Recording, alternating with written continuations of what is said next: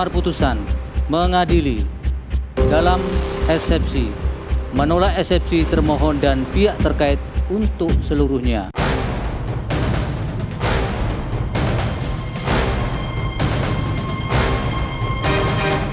Mahkamah Konstitusi memutuskan menolak permohonan gugatan sengketa Pilpres yang diajukan paslon nomor urut 1, Anies Mohaimin. Mahkamah menilai permohonan Anies Mohaimin tidak beralasan menurut hukum untuk seluruhnya. Begitu juga dengan gugatan yang diajukan paslon nomor urut 3, Ganjar Mahfud. Mahkamah Konstitusi juga memutuskan menolak permohonan gugatan sengketa Pilpres secara keseluruhan. Meski MK menolak permohonan sengketa hasil Pilpres 2024, 3 hakim MK membacakan dissenting opinion atau perbedaan pendapat. Dalam dissenting opinionnya, Hakim Saldi Isra menyoroti tentang adanya PJ daerah yang bersikap tidak netral dalam Pilpres 2024. Hakim Eni Nurbaningsih dalam dissenting opinionnya meyakini adanya ketidaknetralan pejabat di balik pemberian bansos. Sementara Hakim Arief Hidayat menyoroti tentang pentingnya pelaksanaan rule of ethics agar penyimpangan etika dalam penyelenggaraan negara tidak lagi terjadi. Lantas apa makna dissenting opinion terhadap hasil sidang putusan Mahkamah Konstitusi? Tim TV One mengabarkan.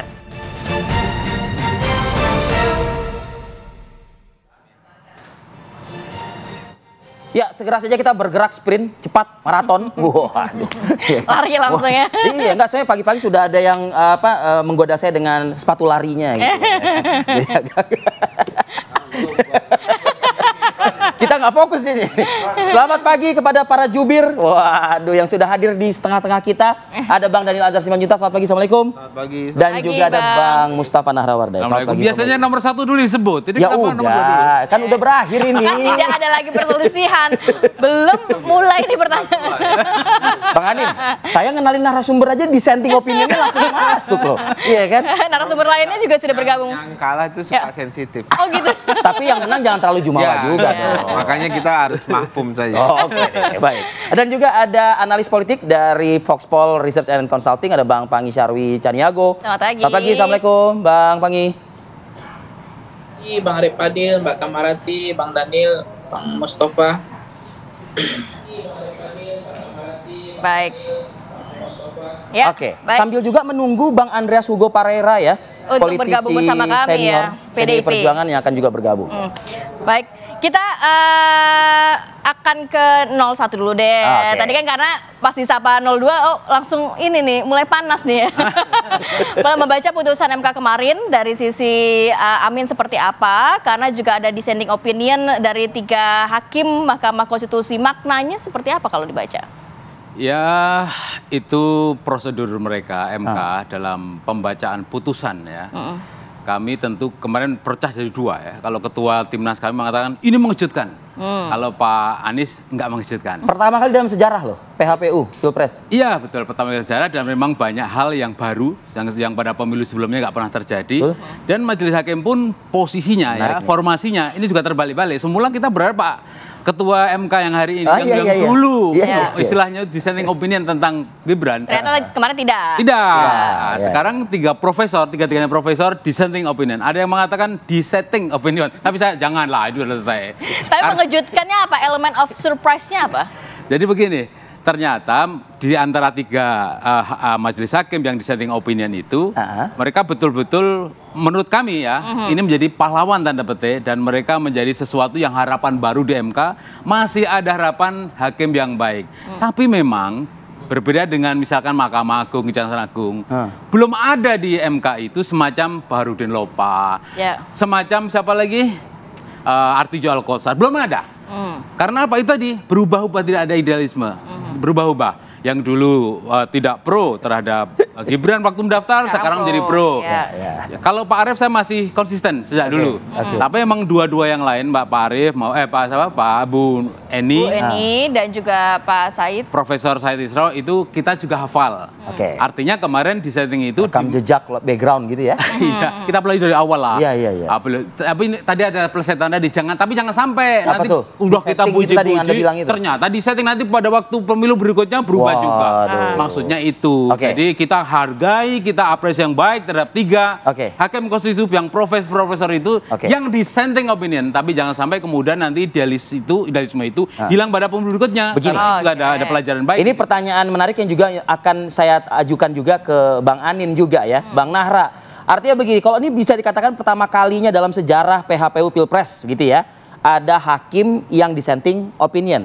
Kita sudah berapa kali ya melakukan Pilpres kan 2004, 2009, 2014, 2019 tidak ada yang dissenting. Nah, ini ada dissenting. Kalau Anda melihat kali ini ada dissenting, artinya produk dari hasil pesta demokrasi tersebut bagaimana dong berarti? Maka Pak Anies bilang, tadi malam kita jam berapa ya? Jam 9, hampir jam 9 kurang 5 menit. Kita adakan share rilis pernyataan Pak Anies dan Pak Muhaimin. Di situ mengatakan dengan segala problematika pemilu 2024, kita terima. Bahkan mengucapkan selamat untuk melaksanakan amanat konstitusi. Begitu Pak Anies ya. Tetapi catatannya banyak ya. Bahkan dalam perkataan Pak Anies kemarin itu mengatakan kita lihat di sini masih ada sumbu pendek. Apa itu? Kemarin pemilu itu masih ada iming-iming, ada ancaman, ada imbal balik, disebut di situ.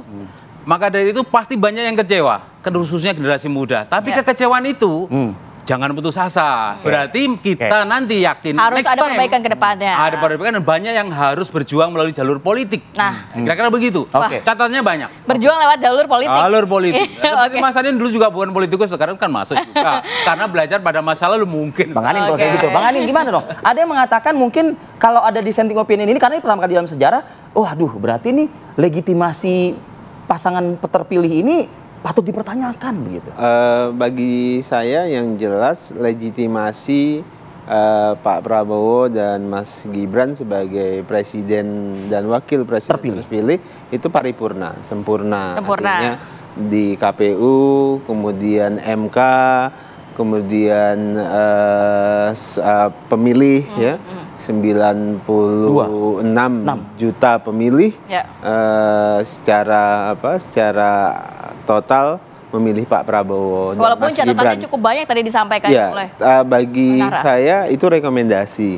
Jadi dissenting opinion yang disampaikan oleh 3 hakim itu bukan pemaknaan bagi saya, bagi kami itu bukan pemaknaan perbedaan pendapat karena substansi dari tuntutannya itu semuanya tertolak. Tapi artinya kan yang dituntut misalnya diskualifikasi terhadap pasangan Prabowo Gibran. Bahkan ada yang nuntut diskualifikasi terhadap Mas Gibran sebagai wakil presiden gitu ya. Nah, tapi kan semuanya itu ditolak. Semua hakim aklamasi kira-kira begitu dan menolak tuntutan itu. Hanya saja dissenting opinionnya itu muncul dalam bentuk rekomendasi-rekomendasi. Jadi sebenarnya tidak ada dissenting opinion, yang ada adalah rekomendasi. Saya melihatnya begitu. Tapi kalau rekomendasinya apa? Penyempurnaan terhadap proses demokrasi kita. Saya justru melihatnya begitu. Kenapa? Karena semua isinya itu adalah catatan baik. Menurut kami itu adalah rekomendasi yang baik untuk Pak Prabowo dan Mas Gibran yang nanti akan memerintah di 2024 dan 2029. Contoh aja Bang Ani, misalnya salah satu saya petik misalnya begini pernyataannya salah satu hakim yang membacakan amar putusan pada saat itu artinya tidak ditemukan bukti kuat begitu ya bahwa keterlibatan presiden cawe-cawe dalam kontestasi politik penetapan calon bahkan juga dengan kedekatan dengan salah satu paslon begitu. Tapi ujungnya ada dissenting opinion yang mengarahkan kepada sana. Masyarakat jadi bingung nih. Anda melihat itu bagaimana dong? Bagi saya tidak membingungkan karena secara hukum itu terang gitu ya, tidak ada bukti yang mengarah ke situ, kemudian ke kuat, kemudian kedua muncul ada pernyataan yang agak tendensius saya menyebutnya itu sebagai bentuk rekomendasi saja. Rekomendasi. Bagi kita bahkan kan Pak Prabowo sejak awal menyampaikan memang demokrasi kita tidak sempurna. Demokrasi kita messy, demokrasi kita costly kata Pak Prabowo kan. Artinya memang ada yang perlu diperbaiki dan itu diakui oleh Pak Prabowo. Dan itu komitmen Pak Prabowo nanti ketika beliau jadi presiden de jure dan de facto, tentu beliau akan memperbaiki proses-proses demokrasi yang ada dan itu komitmen baik yang selalu disampaikan oleh Pak Prabowo. Artinya apa? Artinya semua sebutlah itu kritik oleh 3 hakim konstitusi kita ini, termasuk kritik dari Mas Mustafa, termasuk kritik dari semua pihak gitu. Nah, itu tentu jadi catatan kaki bagi Pak Prabowo untuk memperbaiki proses demokrasi kita. Itu sejak awal disampaikan Pak Prabowo ketika beliau menang Pilpres di 14 April yang lalu, Februari yang lalu. Baik. Nanti saya juga mungkin mau meminta tanggapan. Saya nggak sabar sih sama Pangi Syarwi Caniago nih. Sedikit Bang Pangi Syarwi Caniago mungkin melihatnya ini pertanyaan saya mungkin sama ke Bang Anin tadi begitu ya. Artinya kalau saya bukan curiga ya, tapi kan kita kan beranalisa gitu ya Bang Pangi ya. Ini 3 hakim ini apakah ada preferensi politik jangan-jangan dengan narasi di dissenting opinion tersebut?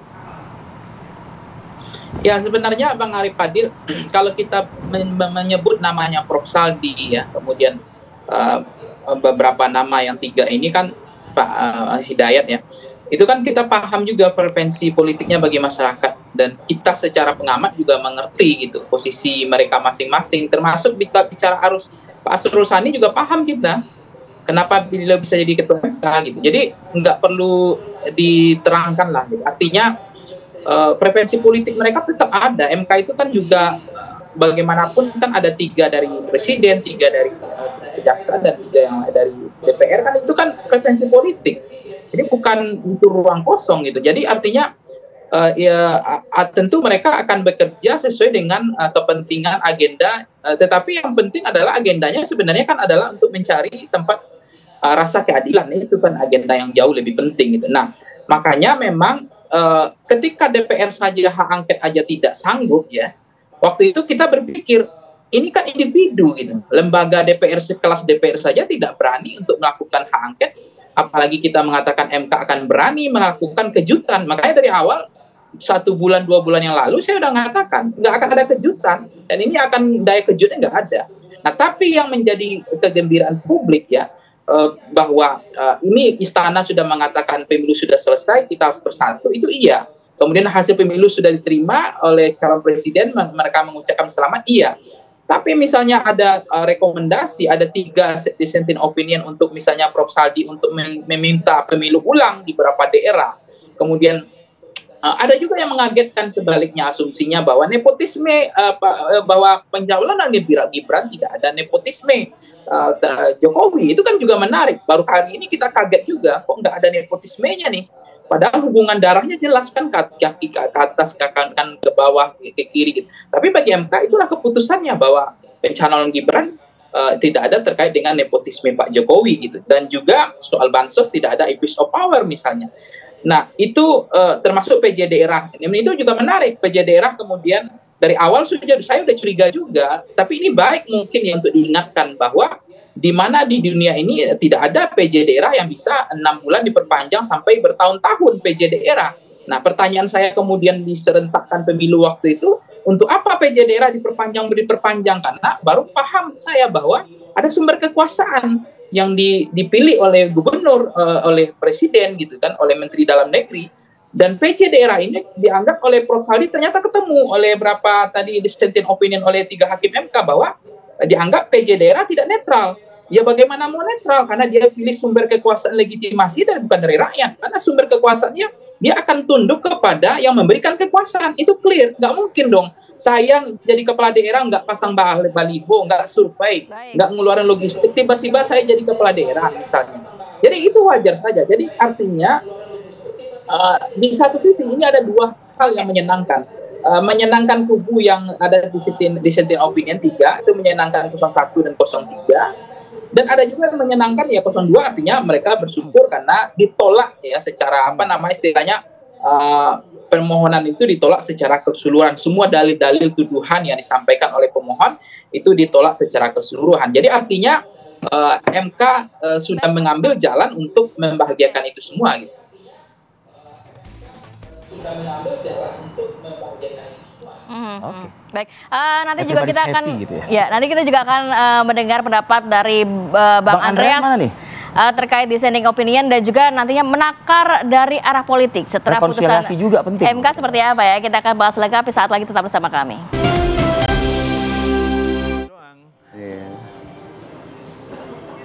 Oke, kembali lagi di Apa Kabar Indonesia Pagi. Kita juga masih menantikan Bang Andreas untuk bergabung bersama kami. Sebelum ke Mas Anin dan juga Bang Nara, sedikit ke Mas Panggi. Arah politik akan seperti apa nih pasca putusan MK kemarin? Apakah memang ruang koalisi akan terbuka lebar? Ya, Mbak Rati, kalau saya mencermati koalisi ini akan koalisi koalisi gemuk ya. Ini koalisi yang akan besar. Nah, tinggal menariknya adalah apakah akan ada oposisi pada pemilu kali ini. Tetapi sebenarnya barter politik kan sudah jelas ketika hak angket dibatalkan, ya tidak jadi karena memang tulang punggungnya ada pada PDIP dan itu ada barternya kan ketua DPR. Jadi dipastikan ketua DPR-nya adalah dari PDIP, tidak akan ada MD3 direvisi dan seterusnya. Nah, cuma apakah PDIP akan tetap menjadi oposisi yang konsisten untuk 5 tahun ke depan? Karena memang pengalamannya PDIP kalau posisi dia bisa menjadi pemenang pemilu lagi dan bisa menggusung calon presiden kembali gitu dengan calon yang kuat. Tetapi pengalaman Demokrat maupun PKS tidak terlalu maksimal, tidak terlalu berfungsi baik untuk oposisi.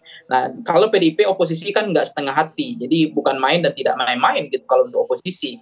Jadi saya mencermati masih berharap jangan sampai pengamat atau anak STM yang jadi oposisi. Jadi kita berharap satu saja sudah cukup. Kalau PDIP mau, apalagi kalau ke PKS mau, tapi saya rasa-rasanya sulit gitu bagi PKS juga.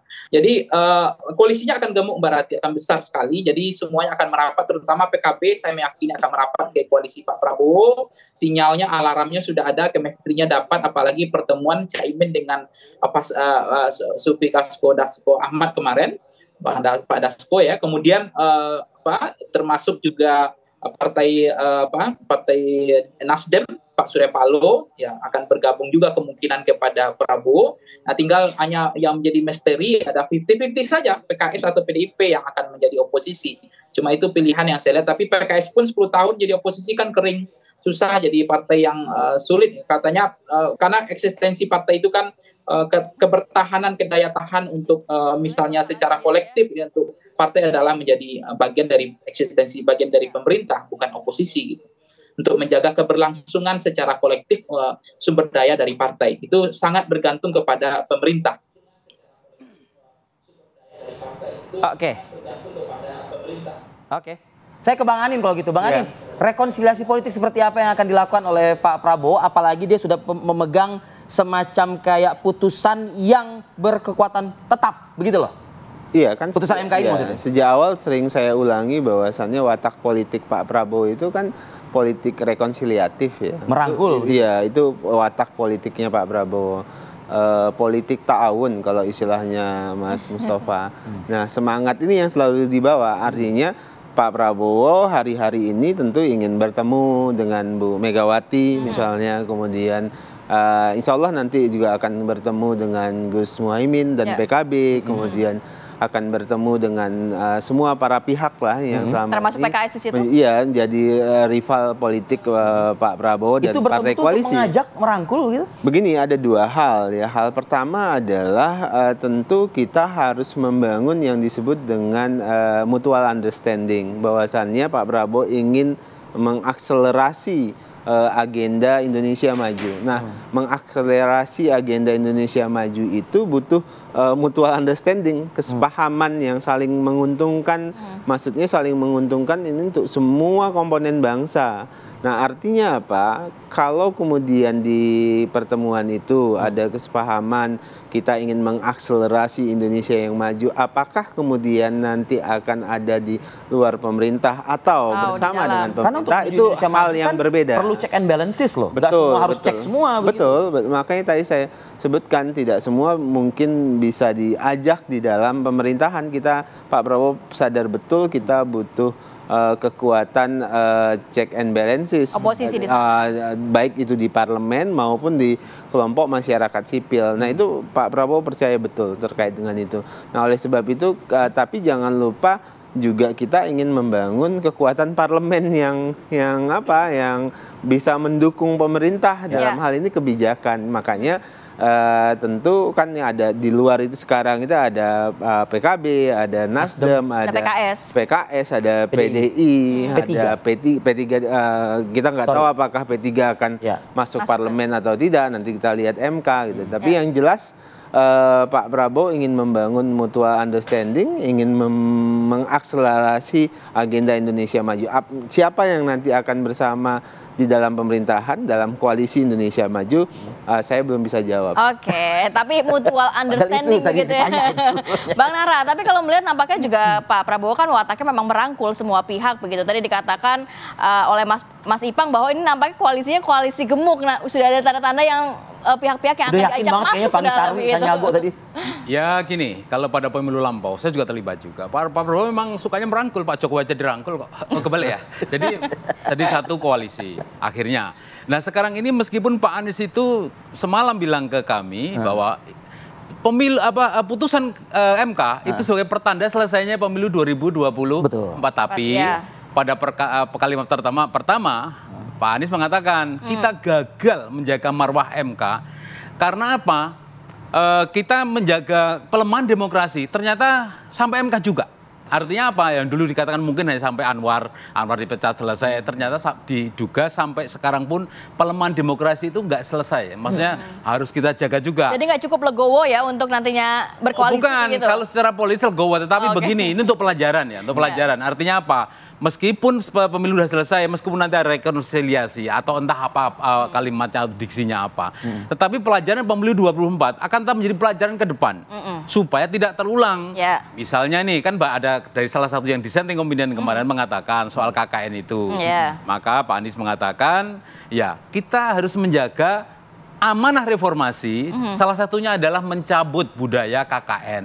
Nah ternyata pada pemilu ini masih terjadi. Artinya PR berat kita ke depan masih lebih berat lagi. Tapi Anda melihat rekomendasi-rekomendasi yang kemarin dikeluarkan kalau dari sisi Mas Anin, ini masih cukup kurang, masih kurang untuk demokrasi Indonesia ke depannya? Makanya perlu oposisi, perlu orang yang atau pihak, atau kalau yang bisa oposisikan sebenarnya partai. Tetapi masyarakat ya, civil society perlu ada mendukung ya, siapapun yang ada di luar pemerintahan. Maka semalam memberi kode Pak Anies itu. Beliau mengatakan, saya banyak ditanya orang, bagaimana pendapat saya terhadap Pak Prabowo Subianto. Pak Anies menjawab dengan angka panjang itu. Patriot kok. Oh dia patriot. Tapi sebenarnya ada ujungnya di belakang ada ekornya. Karena patriot dari keluarga terpandang, berpunya, kemudian dari keluarga ya istilahnya itu intelektual tinggi, maka saya yakin Pak Prabowo bisa melaksanakan amanat konstitusi menjadi presiden dan pundak keduanya antara Pak Prabowo dengan Mas Gibran itu ada di situ. Amanatnya harus ditanggung mereka berdua, bisa. Itu kan untuk menjelaskan bahasa Pak Anies kan halus itu. Lebih baik lagi kan kalau misalnya sudah yakin bahwa sosok pemimpin berikutnya adalah seperti yang tadi disampaikan oleh Bang Nahra, sebaiknya lagi Pak Anies juga memberikan masukan-masukan juga dong, membantu juga pemerintahan nanti yang akan dibentuk begitu. Pak Anies memberi semacam kode. Tolong Pak Prabowo hargai dan ya dipelihara ya pihak-pihak yang ingin tidak ada di pemerintahan. Artinya yang menjadi oposisi. Ada lihat nanti yang di malam itu. Jadi tolong pahami bahwa nanti akan ada oposisi.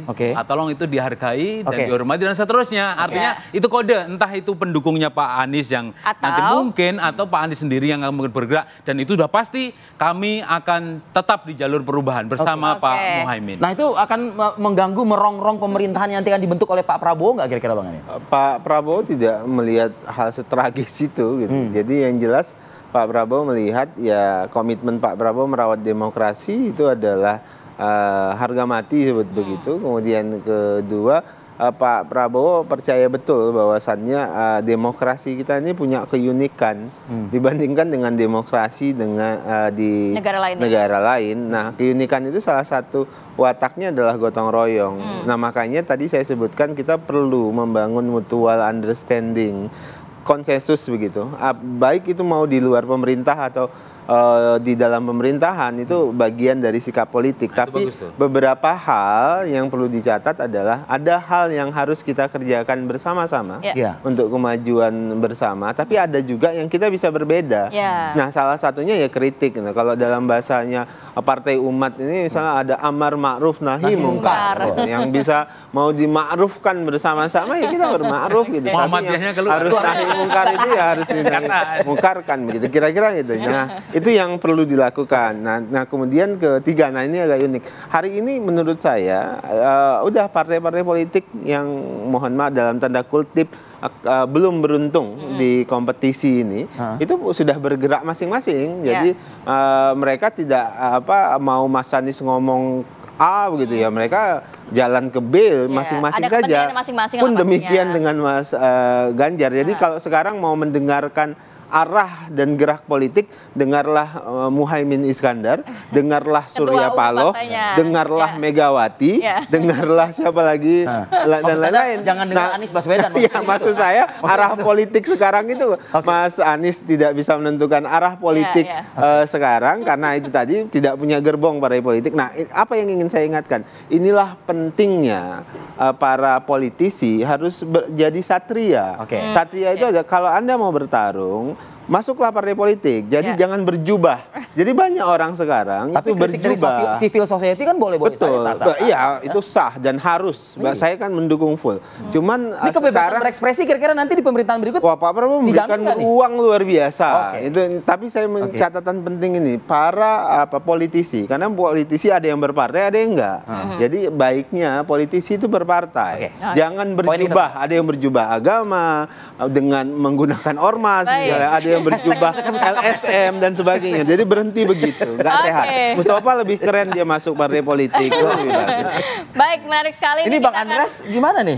Kita masih akan menantikan ya, apakah memang Bang Andreas bisa bergabung bersama kami, dan kita juga akan mendengarkan komentar dari Mas Ipang seperti apa. Saat lagi tetap bersama kami di Apa Kabar Indonesia Pagi. Epeng do mengatur negara on, kata orang Batak. Uang. Ya, sampai dengan dialog pagi hari ini kita terus mengundang Bang Andreas dari PDIP untuk bergabung. Nampaknya sudah ada konfirmasi tadi malam sih oke gitu ya melalui sambungan Zoom gitu. Tapi pagi ini kita kesulitan menghubungi yang bersangkutan ya. Oke, saya mau ke Mas Ipang. Mas Ipang tadi mendengarkan pernyataan Mas Anin dan juga Bang Nahra. Ini kalau dari sisi Mas Ipang melihatnya seperti apa? Dan sudahkah juga ada tanda-tandanya Anda melihat mungkin beberapa pihak yang juga sudah mulai akan masuk nantinya atau mendekati dari kubu 02 untuk masuk ke dalam pemerintahan? Ya, kalau kode-kodenya Mbak Rati ada ya, seperti pertemuan Pak Dasko dengan misalnya Caimin kemarin, kemudian Pak Jokowi sumringah dengan Pak Surya Paloh gitu kan. Jadi seolah-olah sudah tuntas untuk ada kode sinyal alarm untuk bergabung ke koalisi Grand Winning Coalition, koalisi yang cukup gemuk dan besar ini. Karena memang apa yang disampaikan tadi oleh Bang Daniel kalau nggak salah, bahwa memang kekuatan mayoritas di parlemen itu butuh karena kita sistem presidensial ala multipartai. Jadi memungkinkan harus membuat koalisi besar setelah presiden kalah, mereka menarik kemudian yang kalah untuk bergabung ke koalisi pemerintah supaya tidak dijegal, supaya programnya berjalan lancar dan mulus, supaya memang kebijakan-kebijakan tidak terkesan dihalang-halangi. Nah, tetapi memang musibah demokrasi adalah kalau misalnya nanti sampai anak STM yang demo, pengamat aktivis yang demo karena nggak ada partai yang kuat untuk oposisi, itu problemnya di situ, itu saja. Gitu. Yang kedua adalah memang Mbak Rati, Bang Arif Adil, kita memang harus menghormati putusan MK ini bahwa apa yang disampaikan Presiden bahwa ini sudah selesai, sudah tuntas untuk bersatu tangan untuk membangun Indonesia maju, itu sepakat. Karena keputusan MK misalnya menolak eksepsi permohonan secara keseluruhan, itu adalah memang kemenangan rakyat gitu, karena memang selisihnya tebal, saya lihat hampir 90 juta kan. Itu artinya, tetapi kemudian rekomendasi soal tadi PJ, kemudian nepotisme yang dianggap bukan nepotisme bagi MK, itu juga perlu diperhatikan.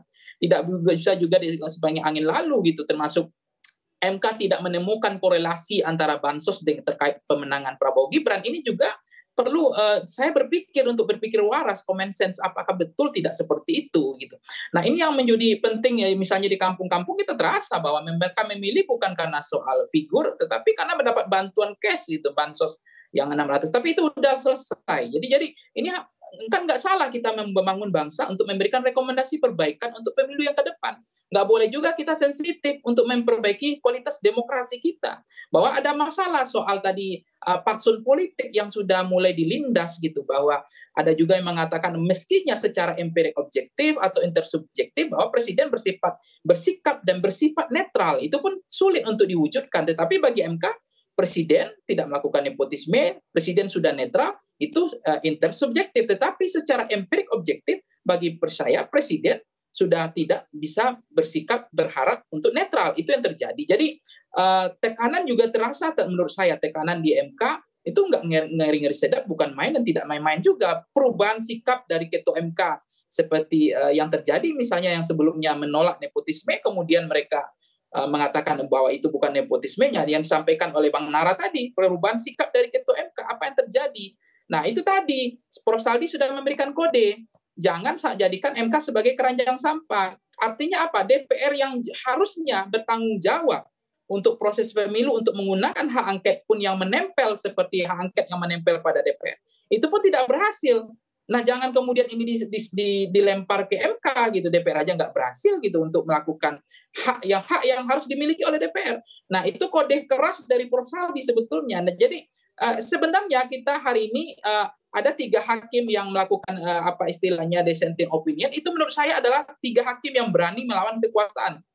Dalam konteks ini melawan Pak Jokowi sebetulnya. Tapi hasil akhirnya kan itu yang dilihat. Bukan hanya soal dissenting opinion 3 hakim ini, tapi hasil akhirnya adalah menolak ya kan eksepsi pemohon secara keseluruhan. Jadi sudah selesai. Jadi ini artinya, tapi kenapa kita nggak mau untuk menerima perbaikan jangan sensitif lah gitu. Ini kan persoalan tadi yang saya katakan tadi harusnya diperbaiki ke depannya supaya ini tidak terjadi gitu.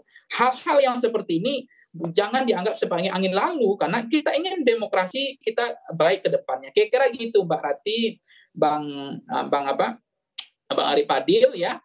Kita berharap memang ada hal yang ke depannya. Kalau hasil ini saya nggak kaget, karena memang saya mau mengatakan nggak akan ada daya kejut. Tapi ada daya kejutnya cuma sedikit aja. Ada 3 hakim dissenting opinion itu yang misalnya menurut saya itu hanya daya kejut di situ, karena dari pemilu-pemilu setiap namanya istilahnya dissenting opinion ini nggak terjadi gitu. Setiap putusan-putusan ini nggak pernah terjadi dalam amar putusan MK. Sengketa pilpres sebelumnya nggak pernah, jadi semuanya nggak ada yang dissenting opinion. Nah ini ada 3 hakim yang melakukan istilahnya dissenting opinion itu gitu. Jadi 3 hakim yang berani melawan kekuasaan menurut saya.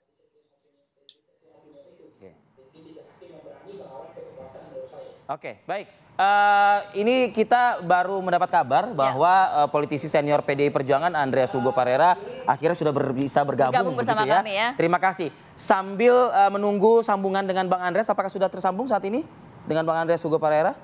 Oke, saya ingin ke Bang Pangi lagi menambahkan. Kalau kita simak secara utuh pidato Anies Baswedan dan juga Muhaimin Iskandar ya, mengucapkan selamat, lalu juga menjunjung sosok Prabowo sebagai seorang patriot. Tapi ada catatan tebal di bagian akhir bahwa izinkan dan hormatilah begitu ya, kami yang akan mungkin berada sebagai pihak-pihak yang akan memberikan masukan-masukan, baik itu kritik maupun lain sebagainya kepada pemerintah nantinya. Bang Pangi melihatnya apakah ini akan cukup menjadi hal yang beban begitu ya bagi pemerintahan selanjutnya? Iya, sebenarnya kalau apa yang disampaikan Pak Anies kan hanya mengucapkan selamat terhadap hasil keputusan ini, karena memang semua rekomendasi perbaikan tetap menjadi catatan penting beliau kan. Tetapi kemudian Pak Anies kan nggak punya partai juga, jadi ini juga problem. Apa yang disampaikan Pak Anies itu adalah mencari jalan tengah ya kali itu. Karena memang bebannya Pak Anies dengan Pak Prabowo kan masih ada. Bagaimanapun Pak Anies nggak bisa melupakan semua kebaikan Pak Prabowo kan. Artinya bahasa itu menurut saya bahasa yang cukup kompromi aja gitu. Jadi kalau kemudian izinkan kami untuk berbeda sikap, pandangan terkait dengan pemerintahan ke depan, itu kan artinya apa yang disampaikan Pak Anies kan akan konsisten menjadi penyambung lidah rakyat, aspirasi rakyat, atau akan menjadi orang yang berbeda dengan pemerintah. Tetapi kita lihat saja apakah betul Pak Anies akan seperti itu. Karena memang ini kan keinginan Pak Anies tetap ingin memastikan jangan sampai ini pemerintahan kita tidak ada vitamin gitu, tidak ada kritik gitu, tidak ada lagi apa yang berbeda dengan pemerintah. Karena itu yang akan merusak kualitas indeks demokrasi kita. Hanya konteks itu sih menurut saya. Makanya rekomendasi perbaikan itu mestinya di MK ini kan dipamerkan kemarin rekomendasi perbaikan untuk hal-hal itu tidak terjadi kembali. Padahal di hak angket justru perbaikan itu akan lebih baik diapungkan masalahnya, tetapi hak angket kan gagal. Jadi MK terbatas, iya, karena saksi juga terbatas, kemudian semuanya tidak mampu mengampukan masalah. Bahkan isu-isu nepotisme dianggap tidak masalah, bansos juga tidak melanggar, termasuk banyak isu-isu PJ dan seterusnya tidak menjadi masalah penting bagi MK. Baik, poinnya sudah kita tangkap Mas Ipang. Ya, oke. Kita juga akan menyapa Bang Andreas Hugo Parierea yang sudah bergabung bersama kami. Selamat pagi, Assalamualaikum. Sehat. Halo, selamat pagi. Aduh, sorry telat. Halo, selamat pagi. Iya, nggak apa-apa. Bang, tapi kita harus jeda dulu sinak ya. Nanti kita akan meminta tanggapan Bang Andreas terkait putusan MK kemarin ya. Seperti apa, sesaat lagi tetap bersama kami.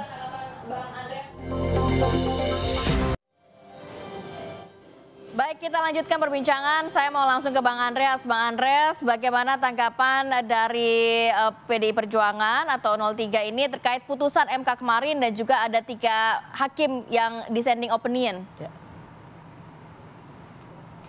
Ya, kemarin sebenarnya malam kami memang dari sore memang kami ada rapat sampai malam. Sekjen DPP sudah menyampaikan beberapa poin, ada 5 poin ya, ada 5 poin yang menyangkut sikap dari PDI Perjuangan menyikapi hasil keputusan dari Mahkamah Konstitusi itu gitu. Bahwa ada beda pendapat di tiga dissenting opinion. Memang ini satu peristiwa baru gitu dalam keputusan Mahkamah Konstitusi yang menunjukkan bahwa memang ini ada representasi suara dari para hakim yang juga mencerminkan suara dari masyarakat tentang peristiwa yang terjadi, yaitu pemilu kemarin yang terjadi.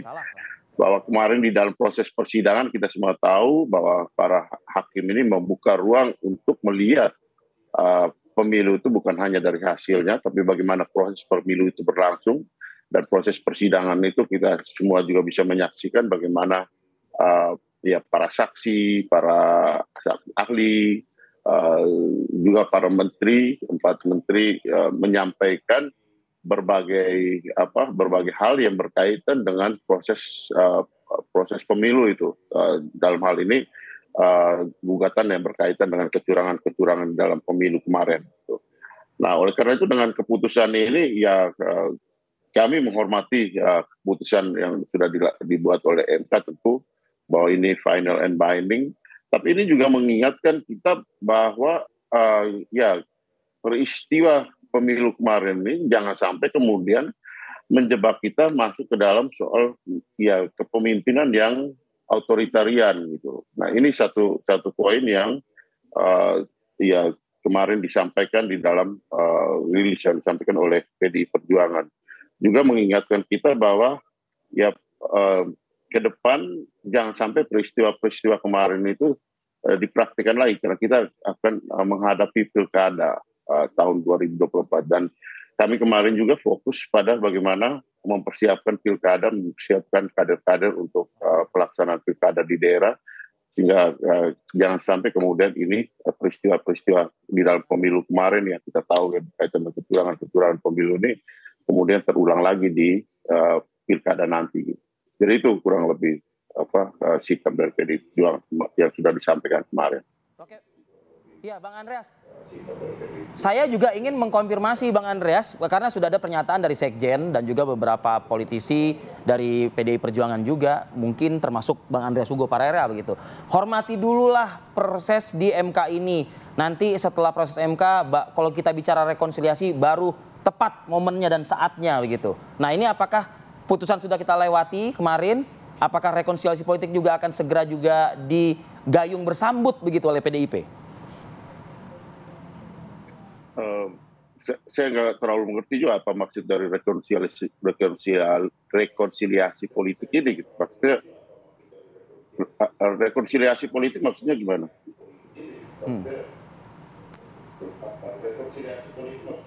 Artinya akankah ada berada di dalam Masuk ataupun ke dalam tetap koalisi. menjadi sebagai oposisi layaknya rival politik pasangan 02 yaitu ya Ganjar dan Mahfud kan berada di luar pemerintahan. Ya nggak tepat istilah rekonsiliasi politik untuk ya ada di dalam atau di luar, karena ya soal di dalam atau di luar itu ya itu adalah bagian dari proses politik yang kita hadapi, kita alami hari ini.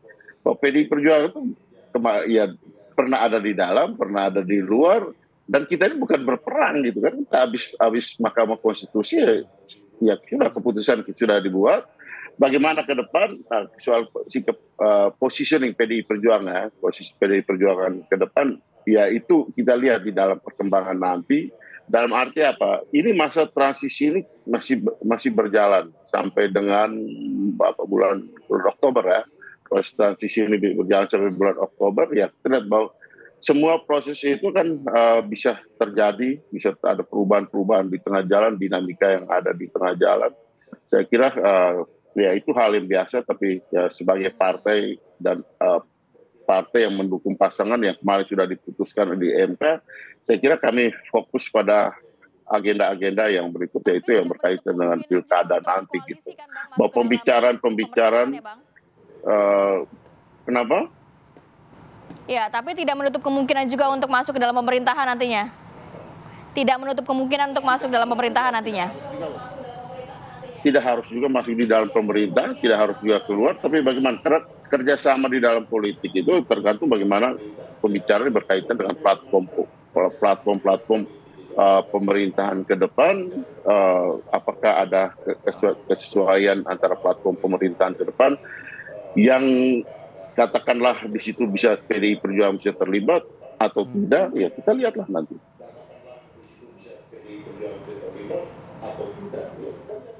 Oke.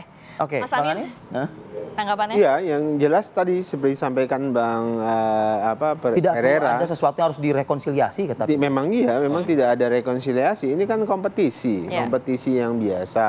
Istilahnya ya fastabiqul khairat lah. Berlomba-lomba dalam kebaikan. Semuanya ingin Indonesia lebih baik. Dua-duanya mulia di dalam atau di luar ya? Iya, di luar dan di dalam ya mulia.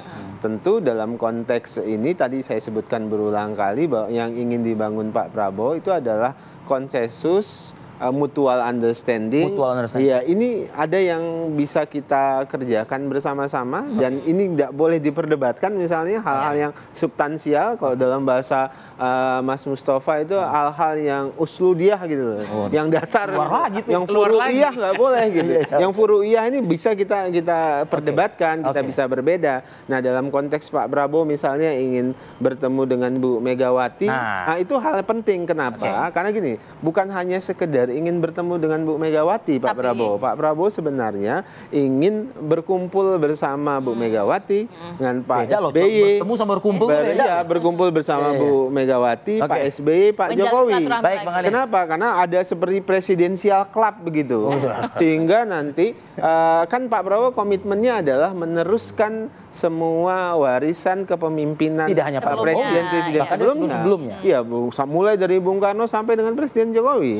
Nah, sekarang yang masih ada dan bisa didengarkan langsung itu adalah Ibu Megawati, Pak SBY, dan nanti ada Pak Jokowi.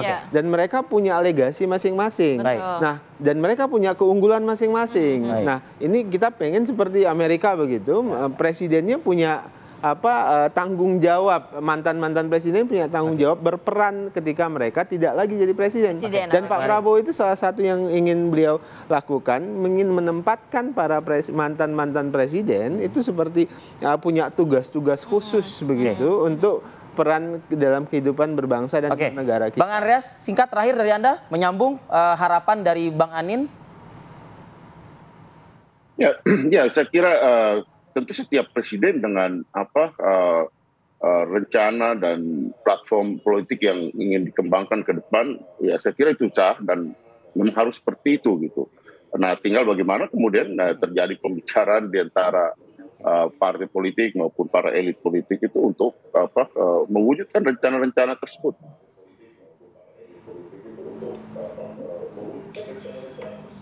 Oke. Baik. Terima kasih Bang Andreas Hugo Parera, terima kasih Bang Daniel Anzar, Sama-sama. Bang Mustafa Narawardaya, juga Bang Pangi Sari. Sehat selalu, assalamualaikum. Waalaikumsalam.